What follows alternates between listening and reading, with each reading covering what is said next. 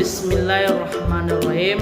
Assalamualaikum warahmatullahi wabarakatuh.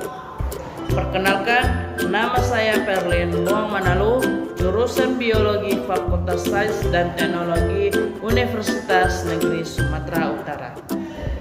Baik, di video kali ini saya akan menjelaskan tentang fertilisasi untuk memenuhi ujian akhir semester saya. Sebelumnya, saya mengucapkan terima kasih kepada Ibu Sukria yang telah membimbing saya belajar mata kuliah perkembangan hewan. Baik, masuk ke pembahasan selanjutnya. Definisi fertilisasi. Fertilisasi adalah masuknya spermatozoa ke dalam ovum, disebut juga pembuahan. Setelah spermatozoa masuk ke ovum, maka berhasil tumbuh menjadi individu baru. Ovum yang sudah dibuahi disebut zigot.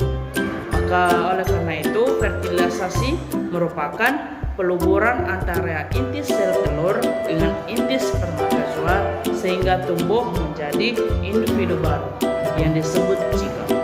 Sel gamet, yaitu sperma dan sel telur yang menyatu selama fertilisasi atau pembuahan, merupakan jenis sel yang sangat terspesialisasi yang dihasilkan melalui serangkaian peristiwa perkembangan yang kompleks dalam testes dan akuarium induk.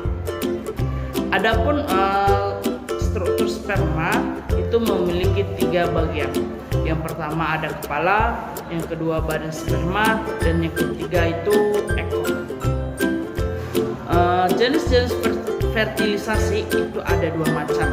Yang pertama fertilisasi internal dan yang kedua fertilisasi eksternal. Fertilisasi internal itu terjadi di dalam tubuh.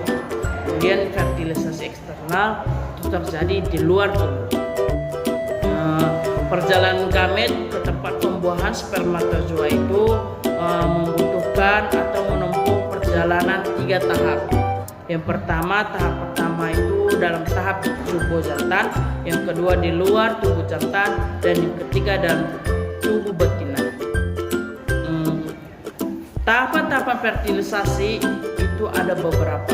Yang pertama itu kapasitas spermatozoa dan pematangan spermatozoa. Kemudian pelekatan spermatozoa dengan zona pellucida, dan kemudian penetrasi zona pellucida. Yang selanjutnya bertemunya sperma dan oosit. Kemudian aktivasi ovum sebelum sperma bertemu oosit. Kemudian reaksi zona untuk menghadapi sperma yang masuk setelah penetrasi.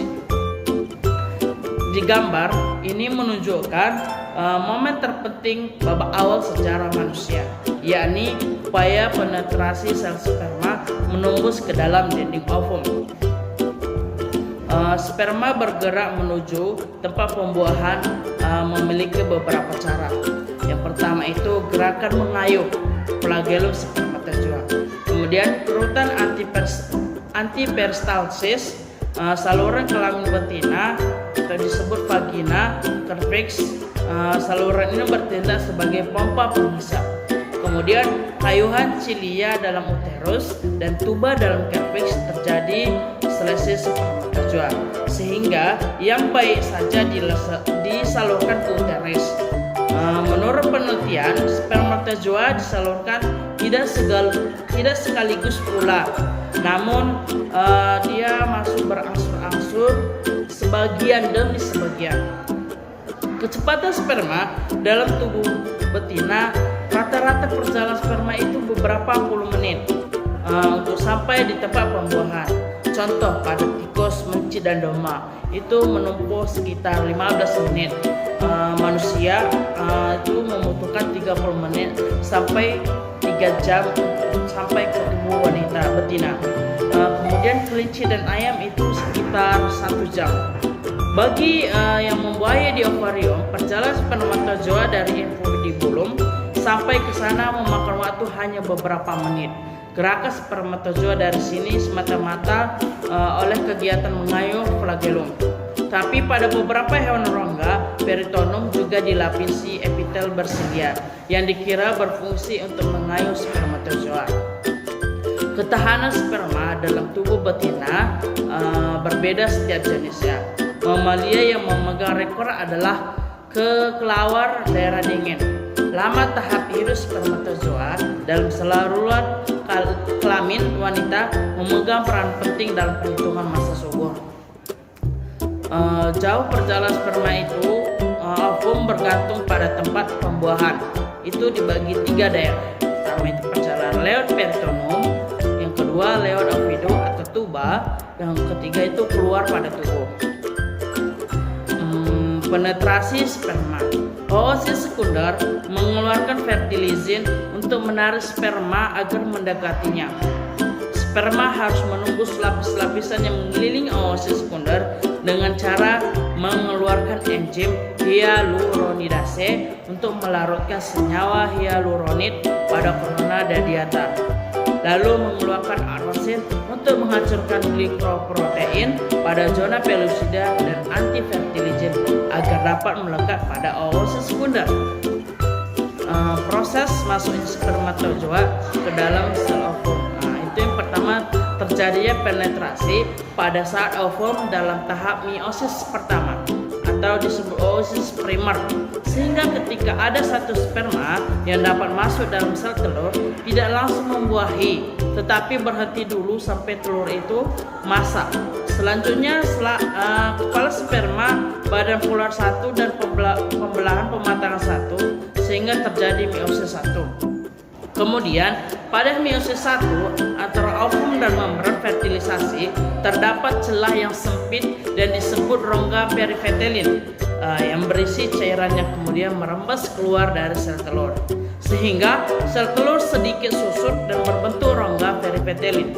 Setelah ekor giat bergerak untuk mendorong spermatozoa itu lancar masuk, setelah lewat zona gerakan ekor berhenti.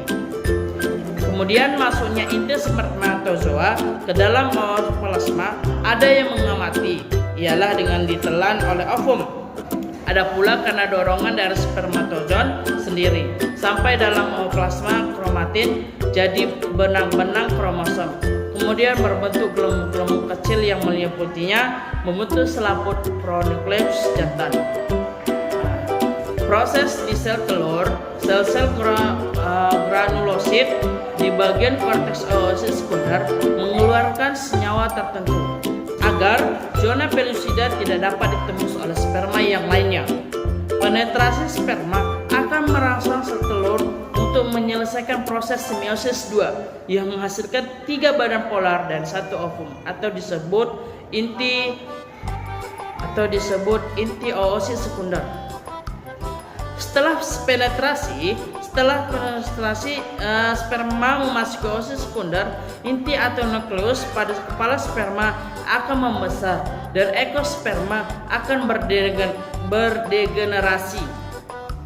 Penggabungan inti itu terjadi penggabungan sperma yang mengandung 23 kromosom haploid dengan inti ovum yang mengandung 23 kromosom haploid sehingga menghasilkan zigot. Setelah pembuahan itu banyak terjadi perubahan pada zigot setelah spermatozoa masuk dan karyogami berlangsung. Metabolisme meningkat hebat, plasma kian kental sampai agak kel, kemudian organel untuk sintesa protein mulai disiapkan dan bekerja. Akibat pembuahan, dengan terjadi pembuahan itu berakibat telur giat tumbuh, kemudian tertentukan jenis kelamin bakal embrio, kemudian mengembalikan susunan diploid kromosom spesies. Lain daripada fertilisasi, itu terdapat beberapa pembuahan abnormal antara lain. Itu ada yang pertama polispermi, polyandry, polygeny, genogenesis, androgenesis, dan kemudian refertilisasi. Baik, hanya itu yang bisa saya jelaskan. Mungkin dari penjelasan saya ini banyak yang salah. Saya mohon maaf karena saya masih tahap pembelajaran. Semoga ini di video ini, penjelasan di video ini bermanfaat bagi yang menonton. Dan bagi yang menonton yang memiliki saran atau kritikan, boleh di komen, atau video penjelasan tersebut bermanfaat, boleh di share. Jadi cukup sekian penjelasan saya akhiri. Assalamualaikum warahmatullahi wabarakatuh.